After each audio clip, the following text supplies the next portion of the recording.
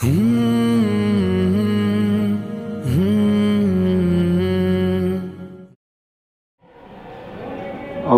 मिनश्शैतानिर्रजीम बिस्मिल्लाहिर्रहमानिर्रहीम अस्सलामु अलैकुम वरहमतुल्लाहि वबरकातुहू। मजलिस इत्तेहादुल मुस्लिमीन के रुकन असम्बली चारमीनार मोहतरम जनाब मुमताज़ अहमद खां साहब, रुकन असम्बली याकूतपुरा मोहतरम जनाब अहमद पाशा कादरी साहब, रुकन असम्बली मलकपेट मोहतरम जनाब अहमद बलाला साहब, रुकन असम्बली नामपल्ली मोहतरम जनाब जाफ़र हुसैन मिराज साहब, औरंगाबाद से तशरीफ़ लाए महाराष्ट्र के मजलिस इत्तेहादुल मुस्लिमीन के सदर वो रुकन पार्लिमान मोहतरम जनाब इम्तियाज़ जलील साहब, MLC रियाजुल हसन अफंदी साहब, मजलिस इत्तेहादुल मुस्लिमीन के अराकीन बल्दिया मोअज़्ज़िज़ सदर मोतमदीन, मजलिस इत्तेहादुल मुस्लिमीन के गयूर अराकीन मुहिबान मजलिस, पस पर्दा बैठ कर सुनने वाली मेरी इज़्ज़तदार और माँ और बहनों, आप तमाम का बेहद शुक्रिया कि आपने अपना कीमती वक्त निकाल कर आज के जलसे हालात हाज़रा में आपने शिरकत की। आप जानते हैं कि आज दोपहर में 2 बजे से लेकर शाम में 5 बजे तक करीब 3 घंटे मजलिस इत्तेहादुल मुस्लिमीन के मौजूदा रुकन असम्बली और बल्दी हल्के के तीनों अराकीन बल्दिया के साथ आज मजलिस इत्तेहादुल मुस्लिमीन की तरफ से तीनों बल्दी वार्ड में हल्के असम्बली चारमीनार में 15 करोड़ की लागत से storm water drain, sewerage line, पानी की लाइन, सीमेंट रोड और VDCC रोड के नए कामों का इफ्तिताह अमल में लाया गया। इंशाअल्लाह ताला 4 तारीख के दिन और भी हल्के असम्बली चारमीनार के जो दूसरे बल्दी हल्के हैं उनमें भी जो काम मंजूर हुए हैं, इंशाअल्लाह उन कामों का भी इफ्तिताह 4 तारीख के दिन दोपहर में उन तरक्याती कामों का भी इफ्तिताह किया जाएगा। मैं आपको बताना ज़रूरी समझता हूँ कि हल्के असम्बली चारमीनार में मजलिस इत्तेहादुल मुस्लिमीन की नुमाइंदगी पर महबूब चौक मुर्गी चौक में एक नई मार्केट का इंशाअल्लाह ताला वहाँ पर काम शुरू होगा अनक़रीब में, जिसकी लागत 36 करोड़ रुपये है। और वहीं पर लाड़ बाज़ार में जो फसाड बनाया जा रहा है, इंशाअल्लाह ताला अनक़रीब में हुकूमत से उसकी मंजूरी मिलने के बाद 40 करोड़ की लागत से वो ग्लास रीइंफोर्स कंक्रीट दोनों जानिब लाड़ बाज़ार के रहेगा। फिर मिरालम मंडी को नए तरीक़े से बनाया जा रहा है, इंशाअल्लाह ताला वो काम भी अनक़रीब में शुरू होगा। उसकी लागत 16 करोड़ 14 लाख रुपये है। सरदार महल को असर नौ उसको रिनोवेट किया जा रहा है और इंशाअल्लाह ताला वो काम भी जल्द शुरू होगा। उसकी लागत 30 करोड़ रुपये होगी। और फिर पत्थरगट्टी का जो रिनोवेशन है, जो पत्थरगट्टी जो बनाया गया पुरानी इमारत है, वो भी इंशाअल्लाह ताला वो काम की मंजूरी मिल चुकी है। उसकी कुल लागत 30 करोड़ रुपये होगी। और वहीं पर मिरालम मंडी की कमान जो बोसीदा हो चुकी है, उसका भी इंशाअल्लाह ताला क़रीब में बल्दिया की तरफ से उसका एडमिनिस्ट्रेटिव मंजूरी मिल जाएगी और क़रीब 90 लाख की लागत से इंशाअल्लाह वो काम शुरू होगा। वैसे ही खिलवत मैदान में एक कन्वेंशन सेंटर और स्पोर्ट्स की फैसिलिटीज़ के लिए वहाँ बनाया जा रहा है। वो क़रीब 1 करोड़ के क़रीब 60-70 लाख के क़रीब वो काम चल रहा है, ज़ेर दौरान है, इंशाअल्लाह जल्द से जल्द तकमील को पहुँचेगा। वहीं पर अकबरुद्दीन ओवैसी साहब की नुमाइंदगी पर सालारजंग म्यूज़ियम के सामने ब्रिज बनाया जा रहा है, ताकि उस ब्रिज के ऊपर जो हमारे ठेला बंडी के लोग कारोबार करते हैं उनको उस मखसूस मुकाम पर रख कर वहाँ पर उनको काम करवाया जाएगा। फिर मिरालम मंडी में और आपके दीवान जोड़ी कमान तक वहाँ पर RCC NP 900 mm डाई का स्टॉर्म वाटर लाइन भी काम थोड़ा हुआ है, इंशाअल्लाह ताला और भी काम चलेगा।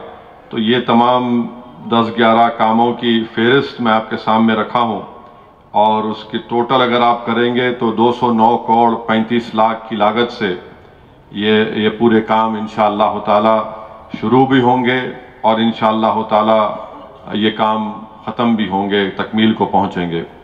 तो ये मजलिस इत्तेहादुल मुस्लिमीन की तरफ से तरक्याती काम हल्क़े असम्बली चार मीनार में अंजाम दिए जा रहे हैं और भी बहुत से काम करना बाकी है। इंशाअल्लाह ताला उन कामों को भी हम लोग मंजूर करवाएंगे। मकसद एक ही है कि डेवलपमेंट के काम हो, तरक्याती काम हो और आवाम की जो तकलीफ़ है उसको दूर किया जाए और आवाम को सहूलतें मिलती रहें। अभी आपने सुना हल्क़े असम्बली मलकपेट में मुताल्लिक़ा रुकन असम्बली जनाब अहमद बलाला साहब ने ये बताया कि इंशाअल्लाह ताला अकबर बाग के पास वहाँ पर एक IT टावर का क़रीब में इंशाअल्लाह ताला संग बुनियाद रखा जाएगा और मुझे यकीन है कि उस IT टावर के काम के शुरू होने के बाद जो बहुत बड़ी तादाद में हमारे इस शहर के इस हिस्से से जो नौजवान लड़के और लड़कियां हाईटेक सिटी को जाकर काम करती हैं, अगर IT टावर वहाँ पर जब तामीर हो जाएगा तो बहुत से सॉफ्टवेयर की कंपनीज उस IT टावर में आकर अपना काम शुरू करेंगे और वो बड़ा ही बेहतरीन मुकाम है। सामने उसके मेट्रो स्टेशन भी है, तो इंशाअल्लाह ताला एक बड़े दो तीन टावर्स वहाँ पर आएंगे। ये मजलिस की तरफ से कोशिश की जा रही है। मजलिस आज भी हुकूमत से इस बात का मुतालबा कर रही है कि जो मेट्रो का काम जो पहले मंजूर हो चुका है, ये जुबली बस स्टैंड से लेकर दारुशफ़ा ग्राउंड के सामने से लेकर वाल्टा होटल से लेकर फलकनुमा तक उस काम को फ़ौरन शुरू किया जाए। पिछले साल के बजट में ये काम मंजूर भी हुआ, मगर अफसोस की बात है कि हुकूमत की तरफ से ये काम नहीं शुरू किया गया। 2022-23 का बजट तेलंगाना का फरवरी में शुरू होगा।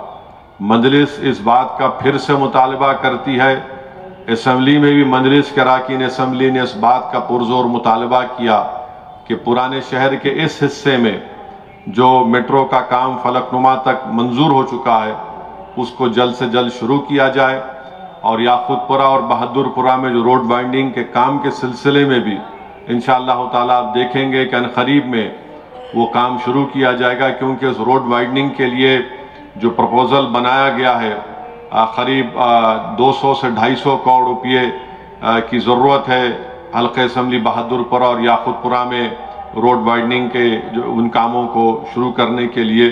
तो इंशाअल्लाह ताला ये तमाम काम जल्द से जल्द शुरू किए जाएंगे। मेरी आप तमाम से गुजारिश है कि आप भी इसमें दुआ करिए कि ये जो तरक्याती काम कराने का मजलिस इत्तेहादुल मुस्लिमीन का मंसूबा है और अल्लाह सुब्हानहू तआला उसमें हमको कामयाबी दे ताकि आवाम को राहत मिल सके और आवाम को जो तकालीफ़ है उस तकालीफ़ को हम उसमें कमी लाई जा सके। दूसरी बात यह है कि इंशाअल्लाह ताला अनक़रीब में चंद दिनों में माह रजब शुरू होगा और फिर शाबान का महीना आएगा और फिर इंशाअल्लाह ताला उसके बाद रमज़ान का मुबारक महीना आएगा। तो मेरी और हम तमाम की कोशिश होनी चाहिए कि हम रमज़ान मुबारक की तैयारी के सिलसिले में माह रजब और शाबान की कदर करें और अल्लाह से दुआ करते रहें कि अल्लाह सुब्हानहू तआला हम तमाम को रमज़ान के मुबारक महीना हमको मिले और हम उसके फ़यूज़ व बरक़ात से, उसके हर लम्हे से, वो मुबारक महीना है, नुज़ूल कुरान का महीना है, अल्लाह सुब्हानहू तआला हम तमाम को वो माह मुबारक अता करे। और साथ ही साथ आप जानते हैं कि माह रजब में शब मेराज की रात जिसमें अल्लाह के रसूल सल्लल्लाहु अलैहि वसल्लम ने सफ़र मेराज किया और अल्लाह सुब्हानहू तआला का दीदार किया, और उसी सफ़र में अल्लाह के रसूल सल्लल्लाहु अलैहि वसल्लम ने तमाम अम्बियाओं को अपनी इमामत में रसूलुल्लाह सल्लल्लाहु अलैहि वसल्लम ने नमाज पढ़ाई। और उसी सफ़र मेराज के बाद हम तमाम पर, मुसलमानों पर नमाज फ़र्ज कर दी गई। फिर इसी माह रजब में शेर खुदा हज़रत अली करमल्लाहु वजह की आमद हुई, और हम तमाम को ये बात याद रखने की ज़रूरत है कि हज़रत अली की ज़िंदगी की इब्तिदा अल्लाह के घर से हुई और आपकी ज़िंदगी की इंतहा भी अल्लाह के घर में हुई। तो अज़ीज़ान मिल्लत इस्लामिया, मैं अपनी तकरीर को उस दूसरी जानिब ले जाने से पहले ज़रूरी समझता हूँ कि माह रजब में इन दो तारीख़ों को याद रखें कि जिस दिन शेर खुदा की आमद हुई उस तारीख़ को याद रखिए, और मुझसे बेहतर उलमाए कराम आपको बताएंगे हज़रत अली करमल्लाहु वजह के बारे में, शेर खुदा के बारे में। और हदीस शरीफ में आया कि अल्लाह के रसूल सल्लल्लाहु अलैहि वसल्लम ने फरमाया कि सरकार ने फरमाया सल्लल्लाहु अलैहि वसल्लम ने कि शाबान अल्लाह का महीना है, और अल्लाह के महीने में अल्लाह का शेर आया। और सरकार दो आलम सल्लल्लाहु अलैहि वसल्लम ने फरमाया कि शाबान मेरा महीना है और रमज़ान मेरी उम्मत का महीना है। मेरे अज़ीज़ दोस्तों और बुज़ुर्गों, मैंने उलमाए कराम की ज़बान मुबारक से सुना कि जब शेर खुदा हज़रत अली की पैदाइश हुई और रसूलुल्लाह सल्लल्लाहु अलैहि वसल्लम ने हज़रत अली को अपने आगोश में, अपने गोद में लिया, तो लोग ये कह रहे थे कि यह बच्चा आँख नहीं खोलता। जब मोहम्मद मुस्तफ़ा सल्लल्लाहु अलैहि वसल्लम ने हज़रत अली करमल्लाहु वजह को अपने आगोश में, अपने गोद में लिया, तो हज़रत अली ने अपनी आँख खोली। तो अल्लाह के रसूल सल्लल्लाहु अलैहि वसल्लम ने बाद में फरमाया कि अली, मैंने जब तुम्हें गोद में उठाया तो लोग ये कह रहे थे कि तुम नहीं देखते, मगर तुमने आँखें खोली और मुझे देखा। तो हज़रत अली ने फरमाया, या रसूल अल्लाह सल्लल्लाहु अलैहि वसल्लम, मैं उस वक्त, उस उम्र में भी उस शऊर के उस मुकाम पर था कि मैं ये चाहता था कि दुनिया में जब अपनी आँख खोलूँ तो मैं सबसे पहले मोहम्मद मुस्तफ़ा सल्लल्लाहु अलैहि वसल्लम को देखूँ। मेरे अज़ीज़ दोस्तों और बुज़ुर्गों, मैंने उलमाए कराम से हदीस शरीफ सुना कि अल्लाह के रसूल सल्लल्लाहु अलैहि वसल्लम ने फरमाया कि सिर्फ मुनाफिक ही अली से बग़्ज़ रखता है। अल्लाह के रसूल सल्लल्लाहु अलैहि वसल्लम ने फरमाया कि मुनाफिक ही हज़रत अली करमल्लाहु वजह से बग़्ज़ रखता है। तो जो हज़रत अली से बग़्ज़ रखता है उसकी पहचान मुनाफिक मोहम्मद मुस्तफ़ा सल्लल्लाहु अलैहि वसल्लम ने कर दी है। मेरे अज़ीज़ दोस्तों और बुज़ुर्गों, याद रखिए कि हज़रत अली करमल्लाहु वजह, आपकी उम्र उलमाए कराम फरमाते हैं कि 8 साल थी या 7 या 10 साल थी। आपने जब मोहम्मद मुस्तफ़ा सल्लल्लाहु अलैहि वसल्लम को नमाज पढ़ते देखा उम्मत की माँ हज़रत खदीजा के साथ, और बाद में रसूलुल्लाह सल्लल्लाहु अलैहि वसल्लम से हज़रत अली ने अर्ज़ किया कि या रसूलुल्लाह सल्लल्लाहु अलैहि वसल्लम, मुझे भी नमाज पढ़ना है, मुझे नमाज पढ़ने का बड़ा शौक़ पैदा हो गया है। रसूलुल्लाह सल्लल्लाहु अलैहि वसल्लम ने फरमाया कि जाओ मेरे चचा से पूछो कि क्या तुम दीन को कबूल करोगे। वो जाकर अपने वालिद से पूछते हैं, अबू तालिब से, तो फरमाते हैं कि जो मोहम्मद सल्लल्लाहु अलैहि वसल्लम तुमको हुक्म करेंगे तुम उसको कबूल करो। मेरे अजीज़ दोस्तों और बुज़ुर्गों, वाक़यात में ये भी आया, उलमाए कराम ने यह भी फरमाया कि अल्लाह के रसूल सल्लल्लाहु अलैहि वसल्लम ने हज़रत अली करमल्लाहु वजह के साथ घर में आपने अहले कुरैश को दावत दी खाने की कि आओ तुम दीन को कबूल करो, दीन इस्लाम को, मेरे काम में ताउन करो, क्योंकि अल्लाह ने कुरान में फरमा दिया और अल्लाह ने कुरान में फरमाया कि आप अपने रिश्तेदारों को दावत दीजिए। तो सब खाना खा रहे थे और खाने के बाद किसी ने भी कुछ नहीं कहा। अबू जहल था, शुएबा था, तमाम बड़े बड़े अहले कुरैश के वो लोग थे।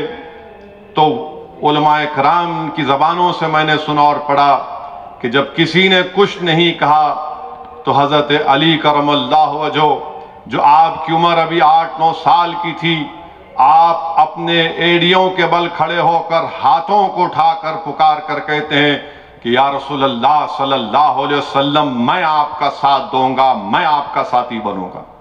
मेरे अजीज दोस्तों और बुजुर्गों, आप फिर रसूलुल्लाह सल्लल्लाहु अलैहि वसल्लम ने हज़रत अली को कहा कि जाओ दीन इस्लाम की दावत दो। तो उलमा कराम ने बड़ा खूब लिखा कि शेर खुदा ने मक्के से लेकर बदर तक, बदर से लेकर खंदक तक, खंदक से लेकर खैबर तक, और खैबर से लेकर हज़रत अली ने कूफा तक अल्लाह की राह में अपनी ज़िंदगी को गुजारा।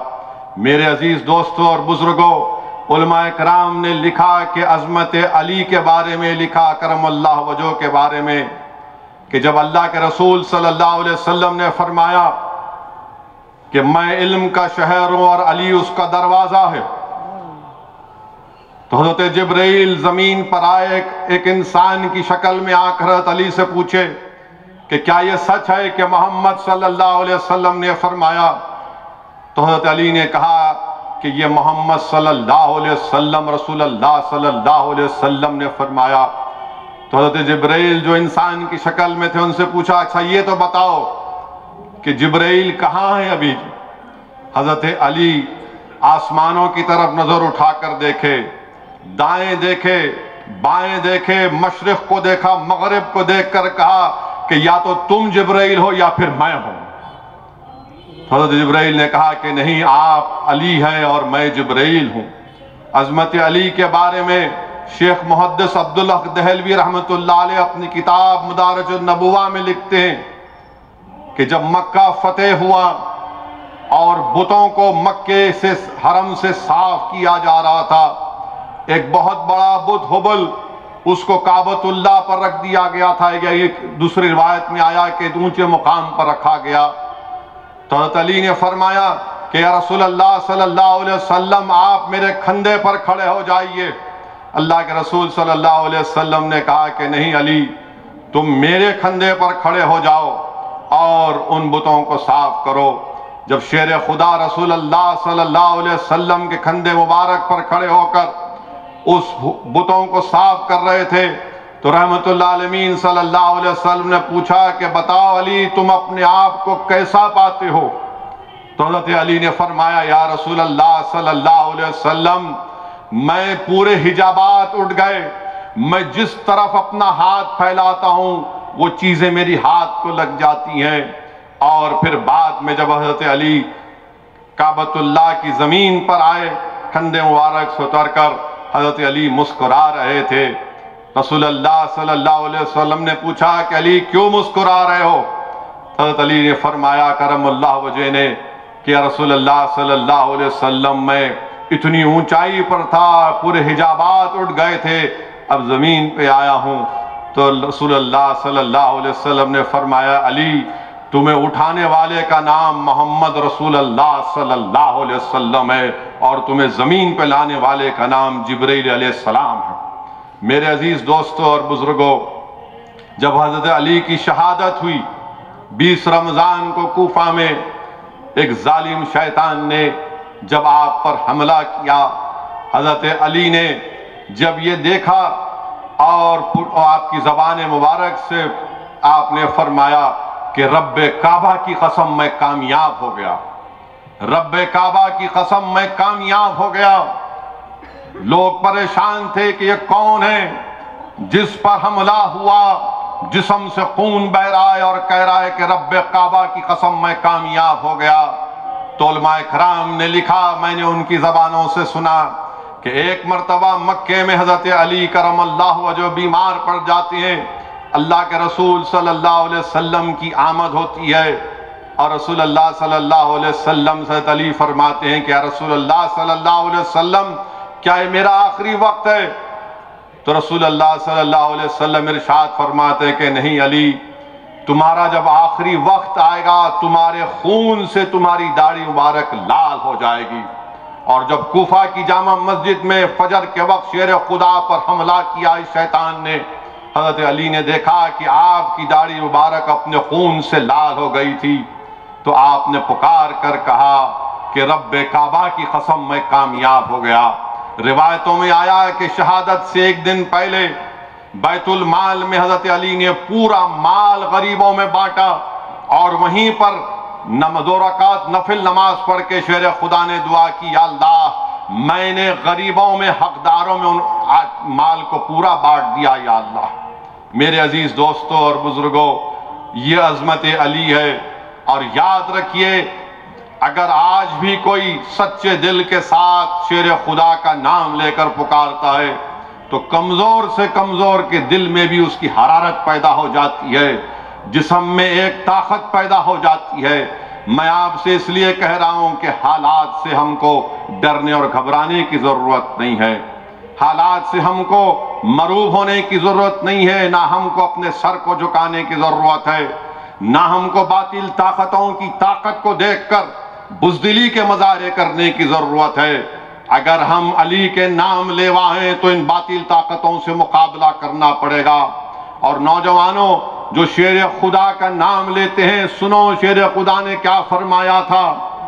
हजरत अली ने फरमाया था कि अगर समंदर है और समंदर के अंदर एक शराब का खतरा गिरेगा और समंदर सूख जाएगा, और उस सूखी हुई जमीन पर अगर घास उठेगी और मेरा घोड़ा अगर वो घास खाएगा तो मैं उस घोड़े पर बैठना पसंद नहीं करूंगा। याद रखो, जो लोग शराब पीते हैं, जो लोग नशा करते हैं, तुम किस जबान से, किस मुंह से शेर खुदा का नाम लोगे? बल्कि जो लोग सिगरेट भी पीते हैं, तुम किस मुंह से, किस जबान से शेर खुदा का नाम लोगे? तुम किस जबान से उनका नाम लोगे? तो इसलिए अपने आप को पाक करना जरूरी है। अपनी जबानों को, अपने दिमाग को, अपने दिलों को साफ रखना जरूरी है। मेरे अजीज दोस्तों और बुजुर्गों, कुरान सुन्नत पर अमल करना है, अहले बैत से मोहब्बत करना है, सहाबा इकराम से मोहब्बत करना है, तभी जाकर हमको कामयाबी और कामरानी हमारे मुकद्दर में आएगी। अगर हम निफाक की कैफियत में रहेंगे तो याद रखिए, इसका फायदा दुश्मन उठाएगा, इसका फायदा वो बातिल ताकतें उठाएंगी जो हमको कमजोर करके हमको खत्म करना चाहती हैं।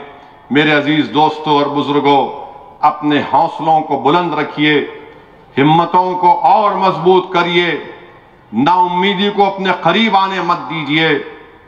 आप याद रखिए कि अल्लाह सुब्हाना व तआला सब चीज का देखने वाला है।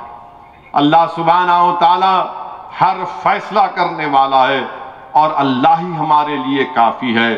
अगर हम शेर खुदा के नाम लेवा हैं तो मैं आपको बता रहा हूं कि जिस तरह शेर खुदा ने अपने हाथ में एक तलवार थी और दूसरे हाथ से खैबर के दरवाजे को हिलाया, और लिखने वाले ने लिखा कि एक ऊंचा दरवाजा था, किसी ने कहा 40 फीट ऊंचा, 40 फीट विड्थ थी। शेर खुदा ने एक हाथ से उसको हिलाया और जब उखाड़ कर फेंका तो 40 फीट दूर जाकर गिरा। अल्लाह पर अटूट यकीन रखो, और हम अल्लाह से भी दुआ करते हैं कि या अल्लाह, तुझे तेरे नबी करीम मोहम्मद मुस्तफ़ा सल्लल्लाहु अलैहि वसल्लम का वास्ता, या अल्लाह तुझे तेरे हबीब की आल अहले बैत का वास्ता, तुझे शेर खुदा का वास्ता, या अल्लाह हमारे हाल पर रहम फरमा। इस मुल्क में जो चारों तरफ से हमको दबाने की और हमारे वजूद को मिटाने की कोशिशें वो शैतानी ताकतें कर रहे हैं, परवरदिगार तुझे तेरे शेर खुदा का वास्ता हमारे हौसलों को हमेशा बुलंद रख या अल्लाह। रब्बे करीम इंशाअल्लाह ताला हमारे हौसलों को बुलंद रखेगा। हमको डरने और घबराने की जरूरत नहीं है। मेरे अजीज दोस्तों और बुजुर्गों, अगर हम अल्लाह से मोहब्बत करते हैं, अल्लाह को अपना रब मानते हैं, तो कुरान और सुन्नत पर अमल करना पड़ेगा, अहले बैत से मोहब्बत करना पड़ेगा, शेर खुदा से मोहब्बत करना पड़ेगा, खुलफाए राशिदीन से मोहब्बत करना पड़ेगा, और उनकी तालीमात पर जब अमल पैरा होंगे तो यकीनन कामयाबी हमारे कदम को चूमेगी। डरने और घबराने की जरूरत नहीं है। तीसरी अहम बात जो मैं आपके सामने अर्ज करना चाह रहा था कि आज हमारे मुल्क में हम देखते हैं कि मुख्तलिफ तरीकों से नई नई बातें की जाती हैं। मेरे अजीज दोस्तों और बुजुर्गों,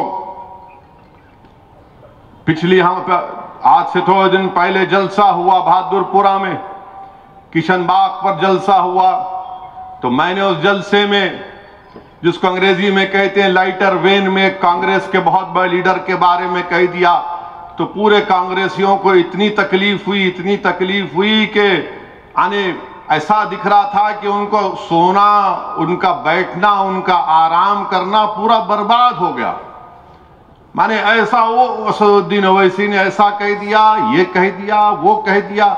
माने ये कांग्रेस के और ये जो अपने आप को सेक्युलर और लिबरल लोग बोलते हैं, इनका एक उसूल है, तुम सबको बोलना, गांधी परिवार को नहीं बोलना। और फिर दूसरी तरफ ये संघ परिवार है, तुम सबको बोलो, हमारे मोदी को मत बोलो। यानी ये क्या है? तुम लोग आसमान से टपके क्या? अगर हम बोले हैं तो इतना चीखे मारे हैं। बाज लोग तो लिखे कि असदुद्दीन ओवैसी साहब आप इतना पढ़े हुए हैं, इतना फुला वहां से पढ़े, यहां से पढ़े, ये आपको जेब नहीं देता ये ऐसा बोलना। अब क्या मैं तुम्हारे से पूछ के स्क्रिप्ट राइटिंग पे बोलूं? तुम जो बोलेंगे मैं बोलूं? तुम कांग्रेस पार्टी के दफ्तर के तबलची हो गए, गाओ तुम, कौन रोक रहा तुमको? मगर मेरी जबान तुम्हारे सोच के मुताबिक नहीं चलेगी। कर चलिए, मैं तो एक लाइटर वेन में कहा तो किसी कांग्रेसी ने कहा आपको जेब नहीं देता। अरे जेब देता नहीं देता मेरी जूती पर। पहले यह बताओ कि जम्मू में जो आसिफा बच्ची का रेप हुआ था, उसका कत्ल हुआ था, उन कातिलों की और रेप करने वालों की तायीद करने वाला तुम्हारे नेता के साथ चल रहा है। बताओ फिर क्या है ये? इस पर कोई जवाब देंगे आप? तो बोले नहीं, कोई भी आ सकता था। कोई भी आ सकता है तो फिर आसिफा क्या करोगे? यानी आसिफा का बाप भी आएगा और उस कातिलों की तायीद करने वाला भी आएगा। माने आप ये समझ रहे हैं कि कातिल की तायीद करने वालों को और एक 8 साल की बच्ची के बाप को भी बुलाएंगे? ये कौन सा आपका उसूल है? ये कौन सी आपका तरीका है? कहां जा रहे आप? मुझे गाली दो, फकर नहीं पड़, कुछ नहीं फर्क पड़ता मेरे को। जितनी गाली दे सकते दो, डिक्शनरी में जितनी गाली है खाली कर दो, कुछ फर्क नहीं पड़ेगा मुझे, क्योंकि मैं जो कुछ कह रहा हूं वो सच्चाई है। फिर इनके लीडर कहते हैं कि विकीलीक्स, आप देखिए विकीलीक्स 2009 में या जो भी विकीलीक्स आया था उसमें कहा गया, उनके लीडर ने कहा कि भारत में हिंदुत्व शिद्दत पसंदी का बहुत बड़ा चैलेंज है। अरे जब आप अमेरिका के एम्बेसडर को यह कहते हैं, आप तो सरकार में थे ना, 10 साल आपकी हुकूमत थी, आपने क्या किया उस हिंदुत्व की शिद्दत पसंदी को रोकने के लिए? कुछ नहीं किया आपने। अरे भाई आपकी कौन सी सेटिंग है हम मोदी के साथ, बता दो मेरे को, कौन सी सेटिंग है? जब आप कब कहा था आपने? विकीलीक्स में कहा था 2009 में, आप बैन करना था उन तमाम ऑर्गेनाइजेशन को, आपने कुछ नहीं किया। आपने अकबर ओवैसी को जेल में डाला, आपने जगनमोहन रेड्डी को जेल में डाला, और वो जेल में था तो मेरे को भी जाके बोलो प्रणब मुखर्जी सदर जमहूरिया का इलेक्शन लड़ रहे हैं, जगन तुम्हारी बात सुनता। आप बताओ आपने क्या किया? भाई आखिर आपका चक्कर क्या है? कौन सा आप ऐसी सेटिंग करके बैठे हुए हैं नहीं मालूम। माने अजीब और गरीब मामला है। माने वो कोई किसी ने अच्छा कहा मुझे कि अपना काम बनता भाड़ में जाए जनता, यानी जो भी करेंगे। आप बताइए कौन सा काम आप कर रहे हैं और आप हम पे उंगली, जहां के इलेक्शन लड़ते नहीं उनके लड़ने से उन्हें जीत जाते। अरे कब तक बोलेंगे बाबू मैं मर्द नहीं मेरा भाई मर्द? आप कभी देखें कि आप में कितनी कमजोरी है। इम्तियाज जलील साहब महाराष्ट्र से आते हैं, मैं शुक्रगुजार हूं कि थकन के बावजूद भी इम्तियाज साहब आज के जलसे में शिरकत किए। 15 साल कांग्रेस हुकूमत की महाराष्ट्र में, 15 साल वहां पे कांग्रेस आज कौन से तीसरे नंबर पे है? चौथे नंबर पर, चौथे नंबर पर, नंबर 4। अब मैं बोलता नहीं तो नंबर 2 है, बोलते हमको लिख जा रहे, उधर मिला रहे, नंबर 4 है आप, नंबर 4 है। अब वहां पे इम्तियाज जलील के पीछे पड़ गए, ए इम्तियाज तू क्या कर रहा है? क्या करना, हमारा काम हम करेंगे। आप 4 नंबर पे आ गए। गुजरात में हम 13 सीट लड़े, कोई भी नहीं जीते। नहीं नहीं, वो हैदराबाद से शेरवानी आई थी, हमको परेशान कर दिया। अरे 13 लड़े, बाकी सब छोड़ दिए, लड़ो, जीतना था नहीं।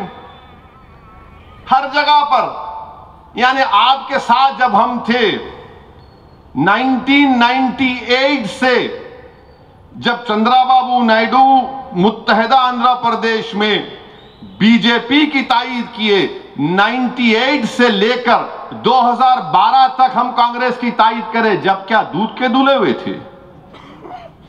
तुम्हारे दूल्हे भाई थे हम। 2099 में मुमताज खान साहब एमएलए थे, राजशेखर रेड्डी अपोजिशन लीडर थे। फिर 2004 में तेलुगु देशम गई, कांग्रेस आई, सरकार बनी दिल्ली में। 2004 से 2012 तक हम सपोर्ट किए। 2008 में न्यूक्लियर डील की बात आई, मंजलिस सपोर्ट की। अच्छा, हद तो यह है कि तेलंगाना, उस वक्त आंध्र प्रदेश की असेंबली में किरण कुमार रेड्डी चीफ मिनिस्टर, उनके खिलाफ तहरीक अदम एतमाद उनकी पार्टी लेकर आई। उनके पार्टी के एमएलए अपोज करे, कौन साथ दिए? मंजलिस साथ दी। हम छोड़े 2012 में, क्योंकि हैदराबाद में फसाद हो रहे थे, चाकू मारा जा रहा था रातों में, हालात खराब थे। मगर अब हमको बोलते नहीं, आप बी टीम, फुला टीम। अरे भाई, एक बात सुन लो, मैं पूरे सेकुलर पार्टी से कहना चाह रहा हूं, मैं इलेक्शन हमारी जमात लड़ेगी। भाड़े में जाए तुम्हारा, तुम हारो जीतो, मेरे को कोई परवाह नहीं है। मेरे को एक बात आप बता दीजिए, जो अपने आप को सेकुलर पार्टी कहते हैं, तुम्हारा कौन सा सेकुलरिज्म है? मेरे को बताओ। तुम आज मुसलमान का नाम लेने से डरते हो, तुम अपने पार्टी के मुसलमानों का नाम लेने से डरते हो। असदुद्दीन ओवैसी तो दूर की बात, तुम्हारे बाजू तुम्हारे पार्टी का मुसलमान खड़े रहने को तैयार नहीं है, जिसने अपनी जिंदगी लगा दी तुम्हारी पार्टी में।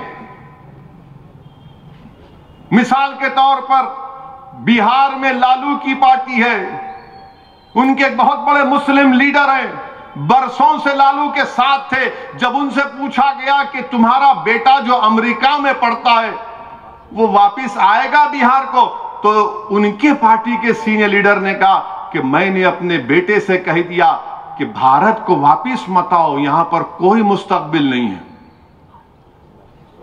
बोलो, उनसे पूछो क्यों कहा उन्होंने, आपकी पार्टी के हैं। उनसे पूछो आप, उत्तर प्रदेश में समाजवादी पार्टी है,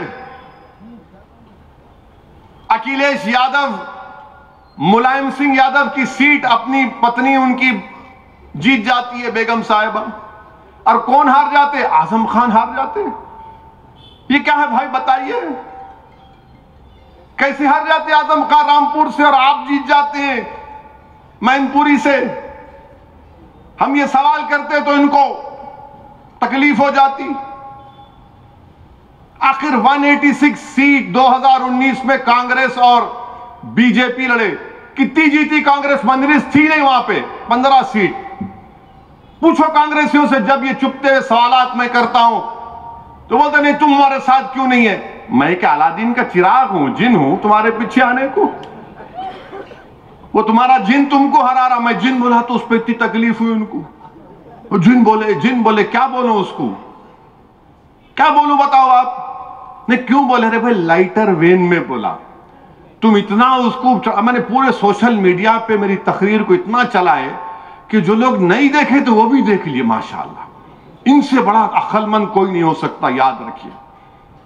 माने जो काम आपका दोस्त नहीं करता, ये दुश्मन कर देते हैं माशाल्लाह से। माने हर जगह पर आप देख रहे हैं। अब आप इनसे पूछिए जाकर, ये सेकुलर पार्टी से, भाई आप मुसलमान का नाम क्यों नहीं लेना चाहते? तो बोलेंगे अरे नहीं नहीं, बीजेपी से लड़ना है। अच्छा, बीजेपी से लड़िए, कौन नहीं लड़ो बोल रहा आपको? लड़िए, लंगोट कसिए, लड़िए, हम भी लड़ रहे हैं। नहीं, मगर अगर हम मुसलमान का नाम लेंगे तो बीजेपी को फायदा हो जाता। अच्छा, कैसे फायदा होता भाई बताओ?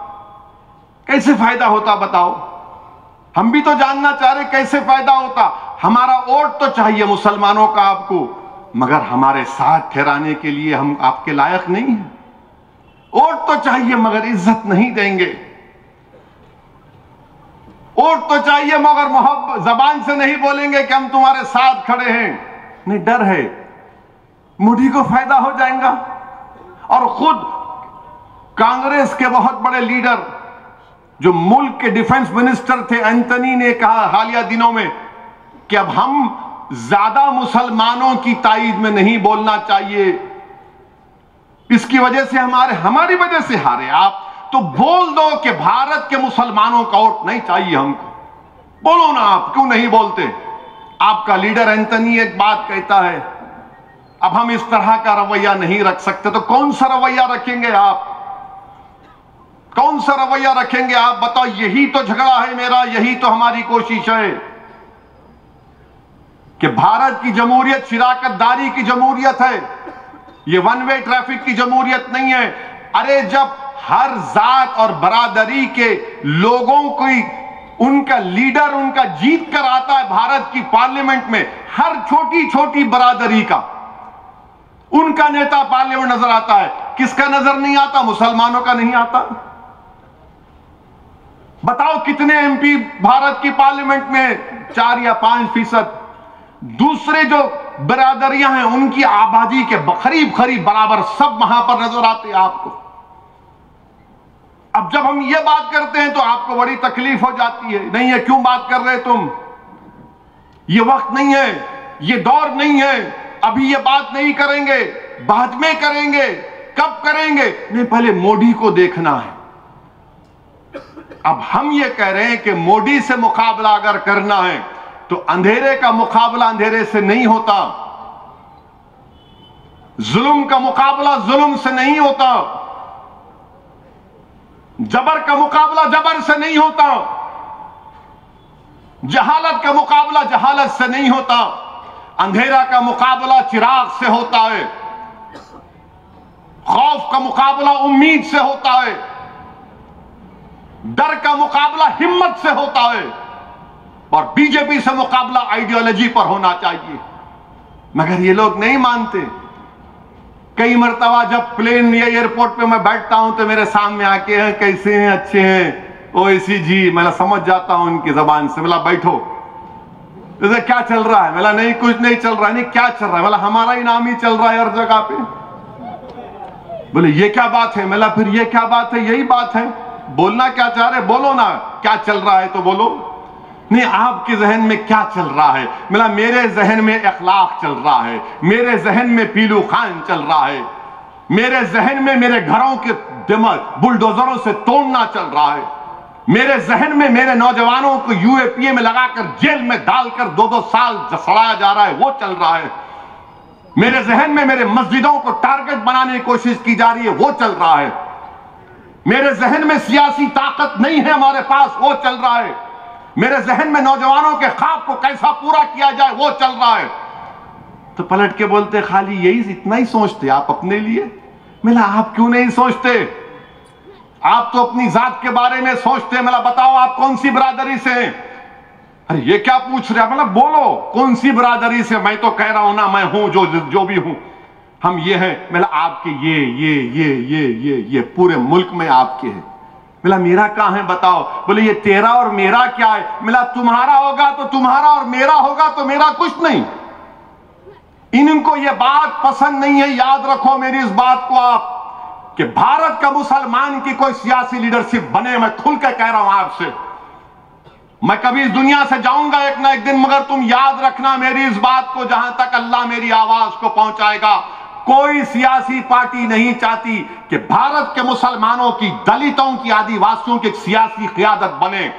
ये चाहते हैं कि मुसलमान इनके गुलामी करें, ये चाहते हैं कि मुसलमान इनके लिए कालीन बिछाएं, दरी बिछाएं, जिंदाबाद के नारे लगाएं, और ये नेता के लिए खव्वाली का प्रोग्राम करे, मुशायरे का प्रोग्राम कर दे। ईद के दिन आए तो बोले सर जरा आ जाइए ना शीर खुरमा खाने के लिए। ये चाहते हैं। मंजलिस क्या चाहती है, इम्तियाज जलील क्या चाहता है, असदुद्दीन ओवैसी, मुमताज खान, अहमद पाशा कादरी, बलाला, जाफर हुसैन मेराद, रियाजुल अफंदी, मंजलिस का हर आदमी क्या चाहता है कि अगर तुम वहां बैठे हो तो मैं भी वहां तक पहुंचना चाहूंगा। तुम अगर आसमानों की बुलंदियों पर पहुंच रहे तो मैं जमीन पर नहीं बैठूंगा, मेरे भी ख्वाब हैं।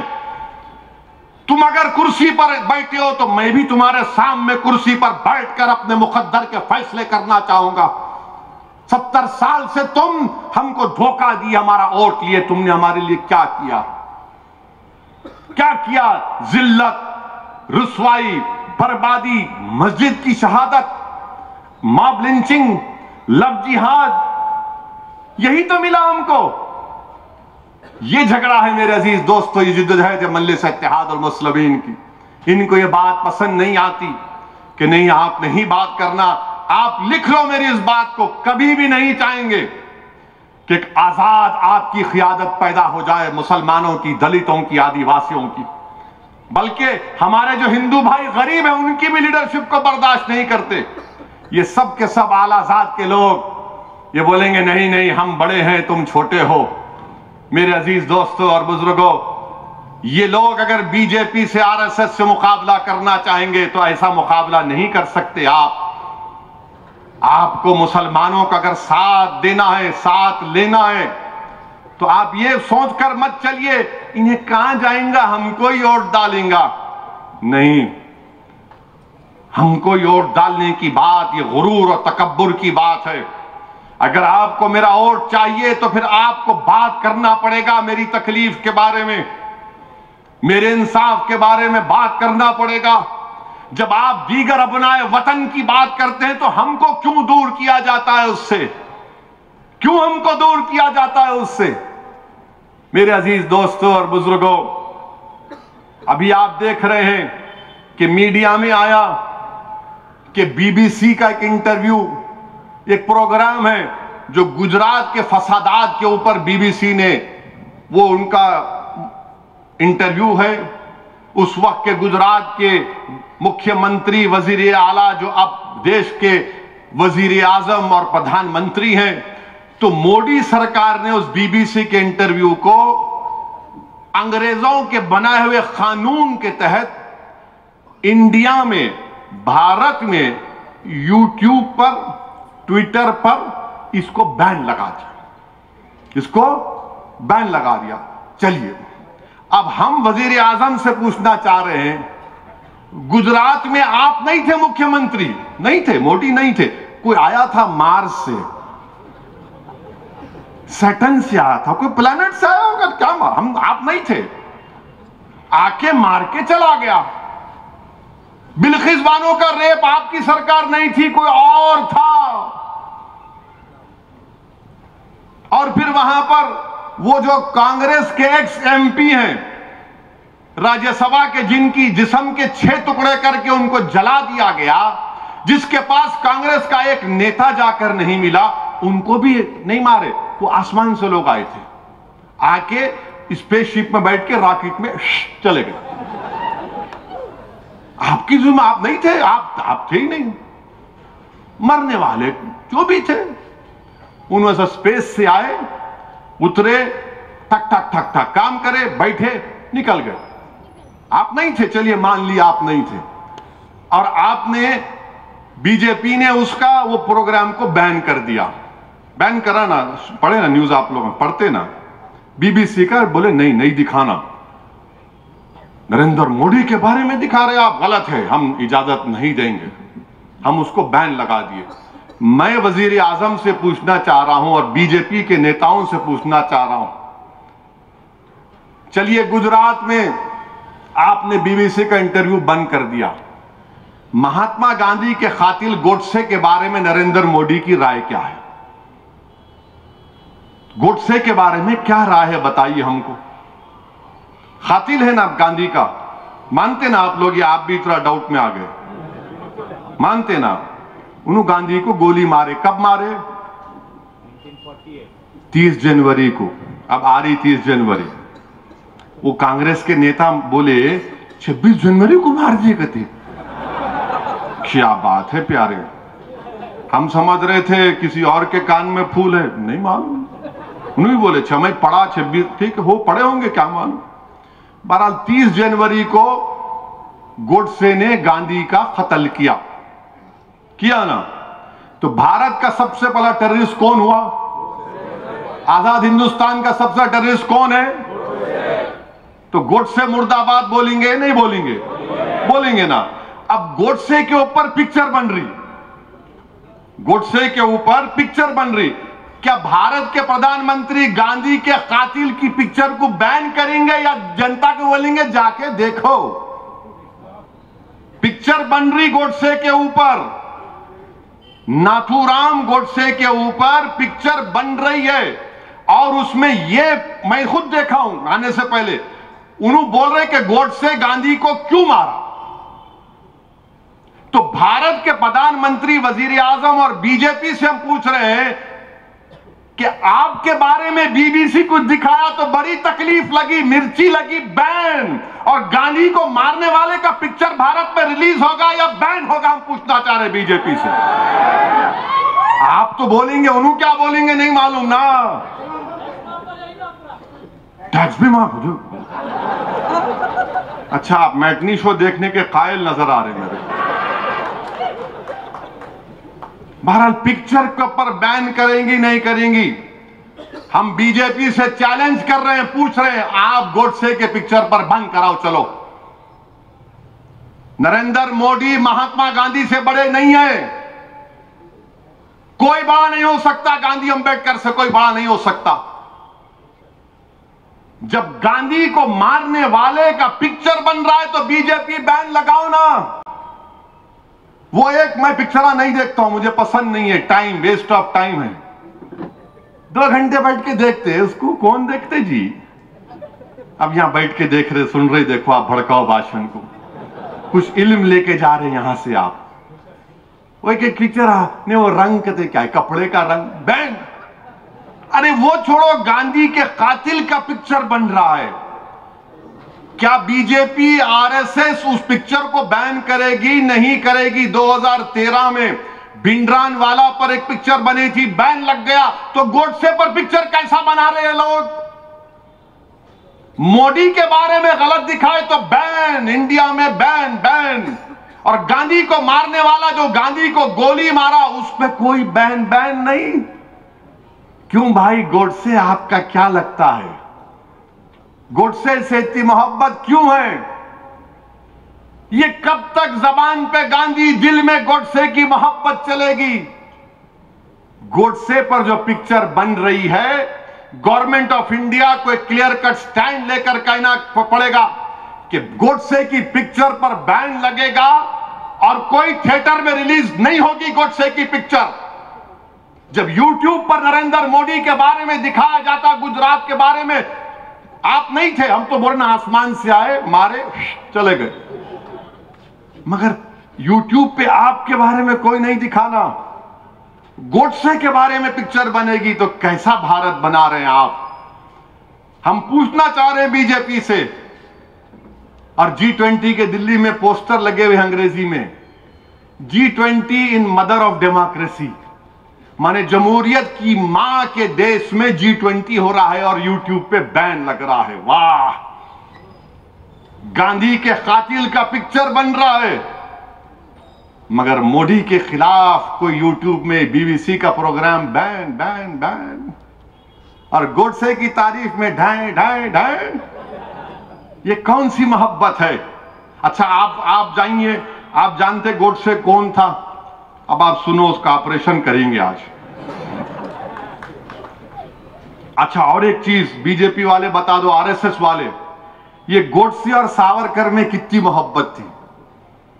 गोडसे और सावरकर में बहुत मोहब्बत थी, बहुत मोहब्बत थी। समझे नहीं समझे?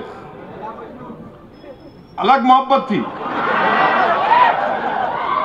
देवदास पारो की मोहब्बत थी,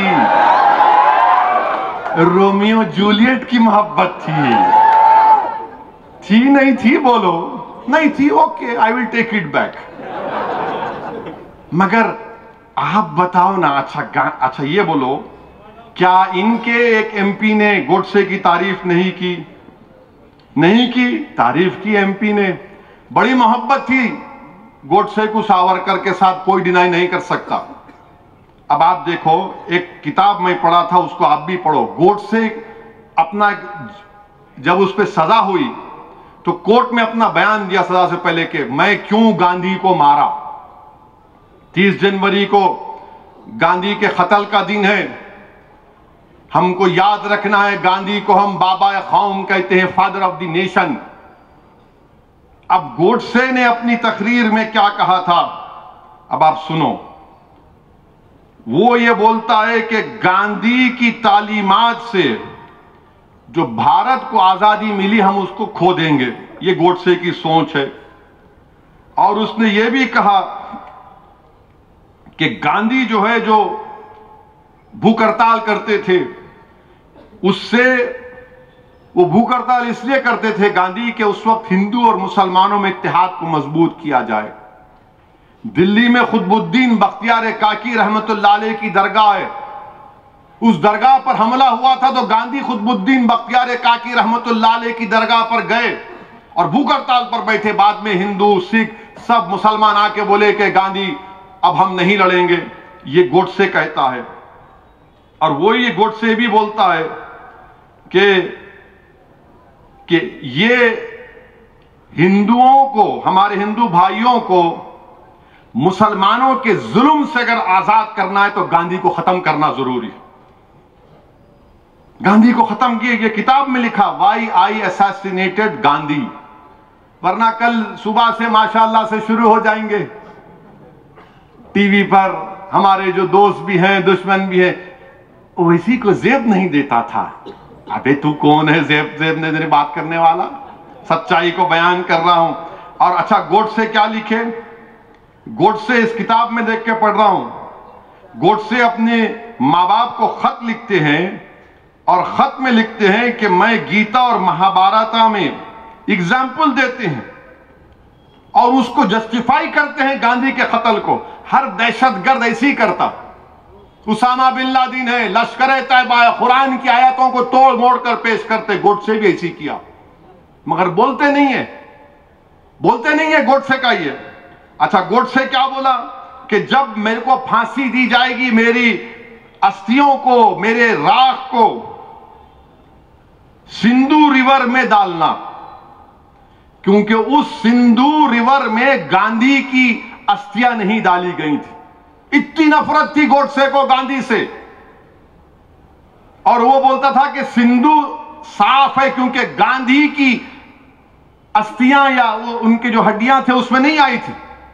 और फिर गोडसे ने क्या कहा था, जब जिस दिन गोडसे को फांसी दी जा रही थी तो नाथूराम और आप्टे, इन दोनों को फांसी हुई। वो लोग क्या नारा लगा रहे थे? अखंड भारत अमर रहे और वंदे मातरम का नारा लगा रहे थे। और फिर वो एक तराना गाए। क्या था तराना? नमस्ते सदा वत्सले। अब हम आरएसएस से पूछना चाह रहे हैं, क्या ये नमस्ते सदा वत्सले आपके पास सुबह में जो लकड़ियां फिराते, आप 90 साल चड्डी पहने और पैंट पहन के फिरा रहे हैं, तो क्या आप ये पढ़ते नहीं पढ़ते? बोलो हमको, मैं क्वेश्चन कर रहा हूं, बोलो आप। और कोर्ट में भी, कोर्ट से किसी भी किस्म से शर्मिंदा नहीं था गांधी के कत्ल के लिए। किसी भी किस्म से रत्ती बराबर भी उसको कोई शिकवा नहीं था कि उसने गांधी को मारा। और उसने कहा कि ये मेरी मॉरल ड्यूटी थी, मजहबी ड्यूटी थी कि मैंने गांधी को मारना था। मेरे अजीज दोस्तों और बुजुर्गों, ये इनकी मिसाल है। हम 30 जनवरी से पहले भारत के प्रधानमंत्री से, नरेंद्र मोदी से ये डिमांड करते हैं कि गोडसे पर जो पिक्चर बनाई जा रही है आप बैन लगा दो।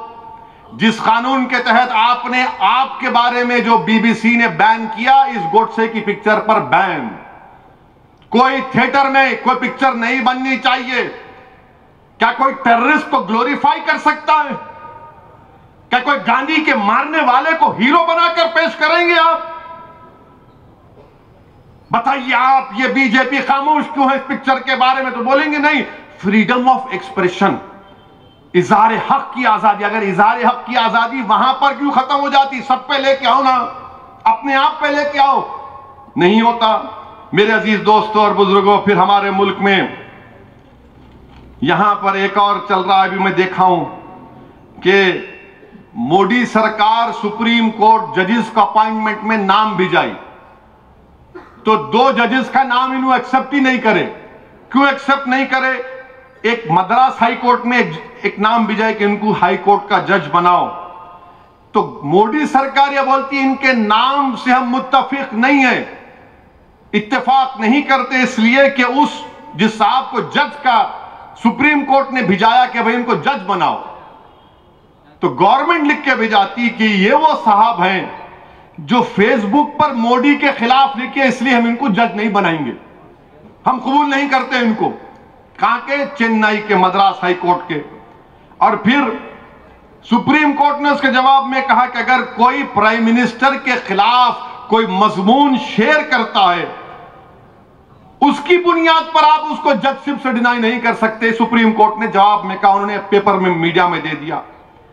और एक जज साहब को, माने एक वकील को, जो भी थे, उनको जज नहीं बनाया, बीजेपी ने कबूल नहीं किया। क्यों?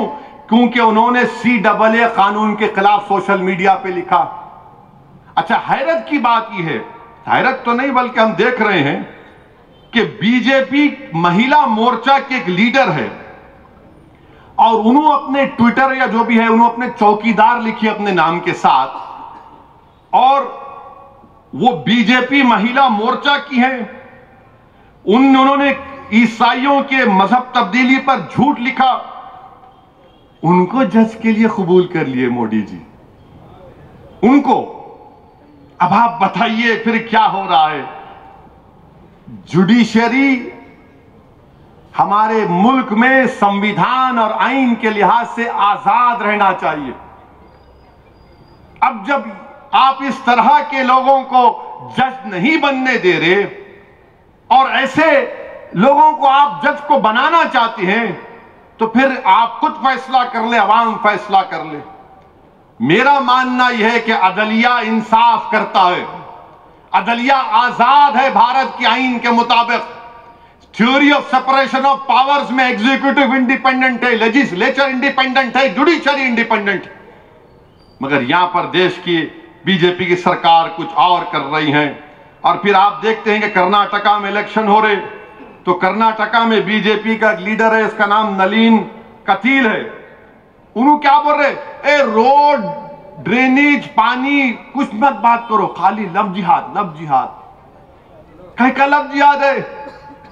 इंदौर में अभी आ रहा था, मुझे किसी ने बताया, मध्य प्रदेश इंदौर में 24 साल की एक हिंदू बच्ची ने अपनी बर्थडे पार्टी में चंद मुसलमानों को बुलाया, बजरंग दल घुस गए वहां पे। नहीं नहीं नहीं, मजहब तब्दील हो रहा है यहां पर।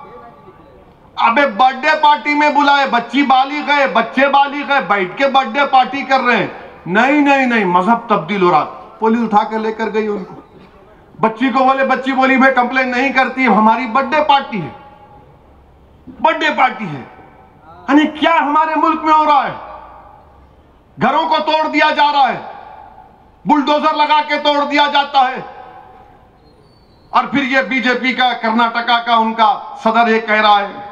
अच्छा, फिर अमित शाह कर्नाटका गए और जाकर बोले कि मोदी ने राम मंदिर बनाया और बाज लोग टीपू सुल्तान की तायीद करते। अमित शाह साहब सुनो, टीपू सुल्तान की तायीद क्यों करते हम? क्योंकि जब भारत की नई आइन की किताब लिखी गई, बाबा साहेब अंबेडकर ने आइन बनाया, नेहरू थे, सरदार पटेल थे।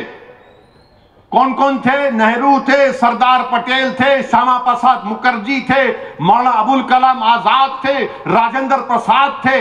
इन तमाम बड़े बड़े लीडर्स की मौजूदगी में रफी अहमद किदवाई थे। इन तमाम की मौजूदगी में जब पहला कॉन्स्टिट्यूशन की किताब बनी, उसमें उन तमाम लोगों की फोटोज है। राम सीता की है, गुरु नानक की है, बुद्धा की है, महावीर की है, झांसी की रानी की है, बादशाह अकबर की और टीपू सुल्तान की भी है उसमें। जिन्होंने मुल्क के आइन पर पहली किताब पर साइन किया, उसमें टीपू की फोटो है। और टीपू की हम तारीफ क्यों करते? टीपू गद्दार नहीं था, टीपू वफादार था। टीपू बुज़दिल नहीं था, टीपू बहादुर था। टीपू अंग्रेजों से गुलामी को कबूल नहीं किया। टीपू ने अंग्रेजों के खिलाफ झंडा उठाया कि इस मुल्क को अंग्रेजों की गुलामी से आजाद कराऊंगा, और टीपू शहीद हो गया। अपने हाथ में तलवार थी टीपू की। और ये अंग्रेजों के जो गुलाम थे आज टीपू को गाली देते हैं। टीपू ने माफीनामा लिखकर नहीं दिया था अंग्रेजों को, मैं मुझे माफ कर दो। टीपू ने 7 खत तो छोड़ो, 1 खत टीपू ने नहीं लिखा अंग्रेजों को। आज आप कहते हैं कि टीपू सुल्तान गद्दार है। अरे फिर कौन वफादार है बताओ? और फिर ये सेकुलर पार्टियों को आप पूछो भाई आपको क्या बोलना है इसके ऊपर, कुछ नहीं बोलेंगे। नहीं, मुसलमानों का वोट तो होना, मगर बोलते क्यों नहीं? अरे नहीं समझो ओवैसी साहब, मोदी को फायदा होता। अरे मोदी को फायदा तुम्हारी नाअहली से हो रहा है। मोदी को फायदा तुम्हारे सही काम करने के तरीके से नहीं करने से हो रहा है। आज चीन हमारी जमीन पर 1000 स्क्वायर किलोमीटर पर छुपकर बैठा है, खुलकर बैठा है, मगर मोदी जी का 56 इंच के सीने में उनकी जबान पर चीन नहीं आता। मैं चैलेंज से कह रहा हूं कि डेमचाक और डेपसांग में चीन बैठा हुआ है। चीन बैठा हुआ है और ऐसी जगह पर बैठा हुआ है कि हमारे मुल्क को खतरा पैदा हो सकता है। लद्दाख से हमारे जो जानवर इस सर्दी के मौसम में ऊपर ले जाकर जानवर को घास खिलाते थे, वो पुकार पुकार कर कह रहे हैं कि चीन 8 गांवों पर कब्जा कर चुका है, 10 किलोमीटर अंदर घुसा हुआ है। मगर मोदी जी की सरकार यूट्यूब को बैन और चीन को हाय हेलो कर रहे हैं। ट्रेड इंबैलेंस है चीन के साथ, इतना बड़ा इंपोर्ट चीन से हो रहा है। फिर कौन सी मोहब्बत है ये कौन सा राष्ट्रवाद है? अब आप ये सेकुलर पार्टी को बोलो या बीजेपी को, नहीं तुम्हारे पास कहां से आई इंफॉर्मेशन? ये तुम्हारे को कौन बोले? कैसे तुम्हारे को मालूम हुआ? अरे कैसे मालूम हुआ? बोलते अल्लाह दिमाग दिया, पढ़े तो सब मालूम होता। तुम लोग ट्यूबलाइट है, थम्स अप है, तुमको कुछ नहीं मालूम। सैटेलाइट के इमेजेस है, बता रहे हैं कि चीन घुस के बैठा है डेमचाक और डेपसांग में। और वजीर आजम ने कहा था 2 साल पहले, ना कोई घुसा है ना कोई घुसेगा। अब आ रहे फरवरी में आ रहे, सुना वेलकम, प्राइम मिनिस्टर कहीं भी आ सकते। अब जैसा आएंगे ना हम पे इशारा करेंगे, यहां पर अनाप शनाप लोग बोलते हैं हमारे बारे में और केसीआर उनसे डरते हैं। वजीर आजम साहब, ना केसीआर हमसे डरता, ना हम उनसे डरते, ना आपसे डरते, हम सिर्फ अल्लाह से डरते। हम सिर्फ अल्लाह से डरने वाले हैं। हम सच्चाई को बयान कर रहे हैं। मगर बीजेपी कुछ भी हो जाओ, तेलंगाना में जैसा आते ओवैसी के बारे में बोलो, मजलिस के बारे में बोलो। अरे कब तक डर दिखाएंगे? तेलंगाना का हमारा हिंदू भाई, बैकवर्ड क्लास का भाई, दलित क्लास का भाई सब जान चुका है कि मजलिस हिंदुओं के खिलाफ नहीं, मजलिस फिरका परस्ती के खिलाफ थी और रहेगी इंशाअल्लाह ताला। हमारी लड़ाई हुकूक की लड़ाई है, हमारी लड़ाई हिस्सेदारी की लड़ाई है। कि दारुस्सलाम में जब हम बैठते हैं तो क्या पूछते हैं कि तुम्हारा मजहब कौन सा है? हर कोई आता हमसे काम करा के जाता है, हर कोई आता हमसे काम करा के जाता।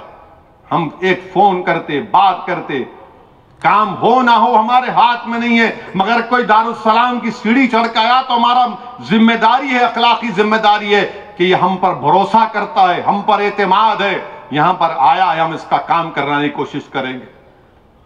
मगर बीजेपी के दफ्तर में क्या है? लव जिहाद, लव जिहाद।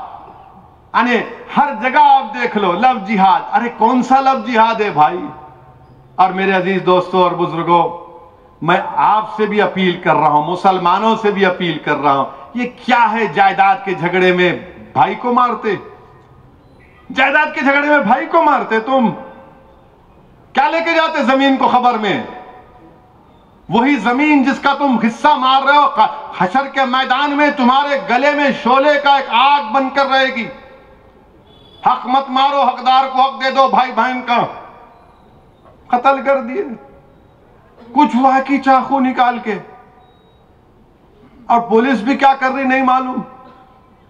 पुलिस को इनके खिलाफ सख्त एक्शन लेने की जरूरत है, जो आए दिन ये चाकू तलवार निकाल रहे हैं। बल्कि मैं कमिश्नर ऑफ पुलिस से अपील कर रहा हूं कि आप एक स्पेशल विंग बनाइए कि जहां कहीं भी जो कोई चाकू निकाल कर किसी को डराता है या मारता है, वो स्पेशल विंग का काम होना कि उसकी बेल नहीं होना, उसको सजा मिलना, केस चलाए पिछड़ना उसके। एक तमाशा बना के रख दिए। कुछ हुआ क्या? मैं, अरे तू कौन है, कौन रे भाई तू? तुरुमची होगा, बालखा होगा, किधर का होगा? मगर हर कोई बना हुआ आईने में जाए, उनको गोली, उनको चाकू मारेंगे, इनको ये करेंगे। क्या क्या रुसवाई है ये। घर तोड़ दिए जा रहे हैं। मध्य प्रदेश में एक मुसलमान बच्चा अपने क्लासमेट से बात किया, कॉलेज की बच्ची से, रोड पे पीटे उसको, रोड पे मार रहे, रोड पे मार रहे उसको। तुमको नहीं दिख रहा वो? घरें तोड़े जा रहे हैं, आपको नहीं दिख रहा वो? मैं पूरे मुल्क में देख रहा हूं हालात क्या हैं। और सबसे बड़ी वजह यह है कि मुत्तहिद नहीं है। कोई इसको ये मसलक में, कोई वही मसलक में, कोई इनके पीछे, कोई उनके पीछे। फिर क्या होगा? दुश्मन तो आपको एक समझ रहा है, याद रखो। दुश्मन तो आपको एक ही समझ रहा है, मगर आप अपने आप को एक नहीं समझ रहे। मैं इनके पीछे, मैं उनके पीछे, अरे वो तुम्हारे पीछे लगा है। ये जो हिंदुत्व की आइडियोलॉजी के लोग हैं, वो आपकी तहजीब को, आपके तमद्दुन को, आपके वजूद को, इस मुल्क के संविधान को कमजोर करना चाहते हैं। इसीलिए मेरे अजीज दोस्तों और बुजुर्गों, मेरी आप तमाम सदवन गुजारिश है कि मंजलिस को मजबूत करिए, और पहले से ज्यादा जब इलेक्शन होगा पोलिंग करिए। पोलिंग करिए। क्यों नहीं करते पोलिंग? अरे यहां पर वोट डालने का इख्तियार आपको है। अच्छे भाई, अब है ना मियां, 8 बजे 10 बजे कब निकलेंगे मेरे भाई? अब पार्लियामेंट का इलेक्शन रमजान में आया तो, अरे रमजान में आ गया मियां, मैं सहरी करके फजर को गोल करके सो जाता हूं, कैसा वोट डालूंगा? मेरे अजीज दोस्तों और बुजुर्गों, इन हालात का सामना हमको मुत्तहिदा तौर पर करना है। यकीनन तेलंगाना में बीजेपी के बढ़ते कदमों को हम रोकेंगे। अरे बीजेपी के लोगों को हम बोलना चाह रहे हैं कि बात करें कि मंजलिस मंजलिस मत पुकारो। तुम्हारी औलाद को तुम तरबियत दो जरा, तुम्हारे बच्चों को सिखाओ किसी को थप्पड़ नहीं मारना। उन्होंने थप्पड़ मार रहे, इन्होंने आके हमारे को मंजलिस ऐसा करी, पाता बस्ती पाता बस्ती। अरे पाता बस्ती में आके देख क्या नहीं हो रहा यहां पर, क्या नहीं हो रहा यहां पर। नहीं वो ऐसा, वो ऐसा, ये ऐसा कुछ नहीं है। अच्छा, ये सिकंदराबाद रेलवे स्टेशन को तो बना दिए। वजीर आजम साहब, नामपल्ली का क्या होगा? काचीगुड़ा रेलवे स्टेशन का क्या होगा? इसका भी तो करना चाहिए ना आपको। कुछ तो करिए। बेरोजगारी आसमानों को छू रही है, महंगाई आसमानों को छू रही है, मगर देश में क्या कर दी बीजेपी? छू लगा के छोड़ दी। लड़ो हिंदू मुस्लिम, लड़ो। इसके नाम पे कभी, उसके नाम पे कभी, गाय के नाम पे कभी, लव जिहाद के नाम पे। मैं आज आपसे खुलकर हर चीज को बयान किया हूं। अगर आप ये समझ रहे हैं कि सेकुलर पार्टीज भारत के अकलियतों को, दलितों को, आपकी सियासी लीडरशिप को भरने देंगे, नहीं देंगे। डरा के इन्हें भी रखते, डरा के उन्हें भी रखना चाह रहे। एक मर्तबा इस डर की जंजीरों को तोड़ना पड़ेगा हमको। एक मर्तबा हमको डर की जंजीरों को तोड़कर अपने मुकद्दर के फैसले हमको खुद करना पड़ेगा। मुझे बहुत सामना करना पड़ता इन लोगों के जुमलों का, इनके तानों का, इनकी गालियों का, मगर मैं तैयार हूं इन तमाम चीजों को सुनने के लिए। मगर मैं हरगिज इस बात को तैयार नहीं हूं कि मैं तुमसे कमतर हूं। मैं तुम्हारे बराबर था और रहूंगा इंशाअल्लाह ताला। तुम मुझे हिकारत की नजर से नहीं देख सकते। मैं तुम्हारे दिए फेंके हुए टुकड़ों पर जिंदगी नहीं गुजारूंगा। मैं अब मेरा हक चाहता हूं। जिस तरह तुम इज्जत की जिंदगी गुजारते हो, मुझे भी इज्जत की जिंदगी गुजारने का मौका मिलना चाहिए। डरा कर जिंदगी नहीं गुजार सकते हम नौजवानों। आपको आगे बढ़ना है। ये मुस्तकबिल की लड़ाई जो मंजलिस आज लड़ रही है, आपके मुस्तकबिल को अच्छा रखने की लड़ाई है। मैं फिर से आप तमाम का शुक्रिया अदा करता हूं कि आप इस जलसे में शिरकत किए, इसको कामयाब किए। वाखिर दावाना अल्हम्दुलिल्लाहि रब्बिल आलमीन।